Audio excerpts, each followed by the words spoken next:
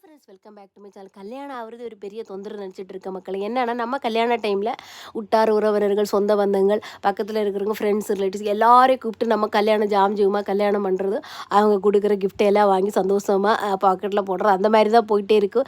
So அவங்களுக்குன்னு ஒரு time வரும். ஸோ அந்த டைமில் அவங்க கூப்பிடுவாங்க. ஸோ அந்த டைமில் நம்ம அவங்க தந்ததை கண்டிப்பாக திருப்பி கொடுக்கணும். ஸோ அந்த டைம் தான் நம்மளுக்கு ஒரு கொஸ்டின் மார்க் இருக்குது. என்னென்னா அவங்க தந்தது அதே மாதிரி நம்ம திருப்பி கொடுக்கவும் வேணும். ஸோ அவங்க மனசை புண்படவும் கூடாது. ஸோ அந்த மாதிரி ஒரு சுச்சுவேஷனில் நாங்கள் இருக்கிற மக்கள். என்ன ஆச்சுன்னா, நாங்கள் பெங்களூரில் வீடு வாங்கும்போது என்னோடய ஃப்ரெண்ட்ஸ் எல்லாம் கூப்பிட்டுருந்தோம். ஸோ அவங்க ஃப்ரெண்ட்ஸை கூப்பிட்ற டைமில் என்னோட ஒரு ஃப்ரெண்டு டெல்லியில் இருந்தாள். அவள் என்னென்னா வந்து எங்களுக்கு ஒரு கோட்டை கிஃப்ட் பண்ணாள். ஸோ இப்போ அவள் என்னென்னா டெல்லியில் இருந்து இங்கே வந்து ட்ரான்ஸ்ஃபர் ஆகி இங்கே இருக்கிறாள்.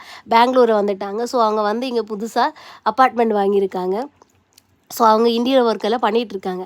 ஸோ அவள் எனக்கு கோட்டு கொடுத்தனால நானும் கோட்டு கொடுக்கலான்னு பார்த்தா, அவள் ஆல்ரெடி இன்டீரியர் ஒர்க்குக்குள்ளாடியே எல்லாத்தையும் சேர்த்து அவங்க பணம் கொடுத்தாச்சு. ஃபுல் ஃபர்னிச்சர்ஸ் அவங்களே பண்ணி கொடுக்குறேன்னு சொல்லிட்டு.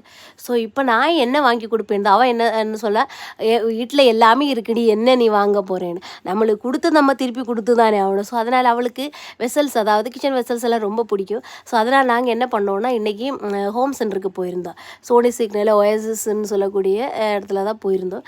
ஸோ அந்த அந்த இடத்துல என்ன பிரச்சனைனா, ஃபஸ்ட்டு நாங்கள் வாங்க போகிறது எல்லாத்தையும் நான் சுட்டி காட்டினேன். இதெல்லாம் வேணுமாடேன்னு கேட்டால் அவளுக்கு எதுவுமே பிடிக்கல. அப்போ நான் என்ன சொன்னேன்னு, கடைசியில் நீயே வந்து வாங்கன்னு சொல்லிட்டு விட்டுட்டேன். அப்புறம் சோஃபா செட்டு பார்த்தேன். அப்புறம் என்ன பார்க்குற எல்லாத்தையும் காட்டியாச்சு. அவளுக்கு எதுவுமே வேண்டான்னு சொல்லிட்டு ஃபைனலாக நான் என்ன பண்ணேன்னா, நான் எங்கே போனாலும் மாட்டிக்கிட்டேன் பங்குன்னு சொல்கிற மாதிரி நான் கீழே பார்த்தா லைஃப் ஸ்டைலு நான் போய் ஒன்றா எடுத்து ட்ரை பண்ணிவிட்டு வீடியோ எடுத்துகிட்டு இருந்தேன். அப்புறம் டயர்ட் ஆயிடுச்சு மக்களை. இவளை கூட வீடியோ கால் பண்ணி என்ன வேணும் கிட்ட வர்ற வழியாக தோசையில் சாப்பிட்டு